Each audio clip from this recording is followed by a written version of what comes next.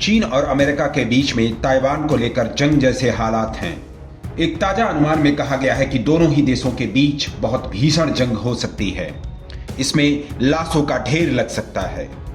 इस war game में आशंका जताई गई है कि अगर चीन और अमेरिका के बीच लड़ाई हुई तो अमेरिकी सेना का 1/5वां हिस्सा खत्म हो जाएगा।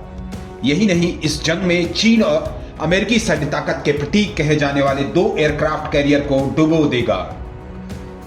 चीन 700 अमेरिकी फाइटर जेट्स को भी अपनी मिसाइलों से तबाह कर देगा। इसी तरह से अमेरिकी नौसेना के 20 युद्धपोत भी चीनी हमले के शिकार हो जाएंगे। इस युद्ध में कम से कम 3200 अमेरिकी सैनिकों की मौत हो जाएगी। चीन और अमेरिका के बीच युद्ध को लेकर यह अनुमान centre for strategic and international study ने लगाया है।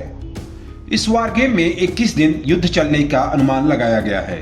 इसमें यह भी कहा गया है कि दोनों ही महाशक्तियों के बीच परमाणु हथियारों के बजाय परंपरागत हथियारों से जंग लड़ी जाएगी।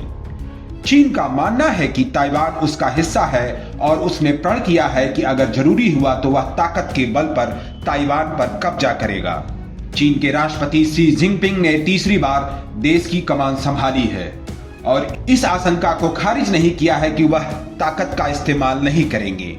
इस अनुमान में यह भी कहा गया है कि चीन साल 2026 में ताइवान पर कब्जा करने का प्रयास करेगा। अगर अमेरिकी सेना मदद के लिए आती है तो उसे चीनी सैनिक रास्ते में ही करारा जवाब देंगे। इस समय अमेरिका के पास 11 एयरक्राफ्ट कैरियर और 3800 फाइटर जेट हैं। इस चीनी हमले में ड्रैगन अपनी DF-17 हाइपरसोनिक मिसाइलों का इस्तेमाल कर सकता है।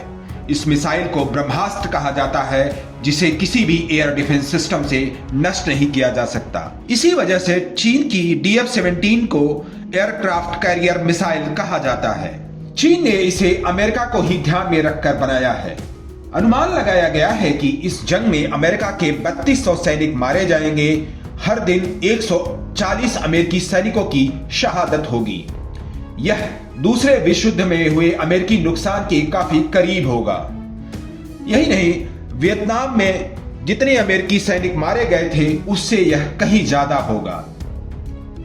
चीन जापान के कादेना स्थित अमेरिकी बेस गुआम नेवल बेस को अपनी मिसाइलों और फाइटर जेट के जरिए तबाह कर सकता है। चीन के हमले की तुलना जापान के पर्ल हार्बर पर किए गए हमले से की जा सकती है।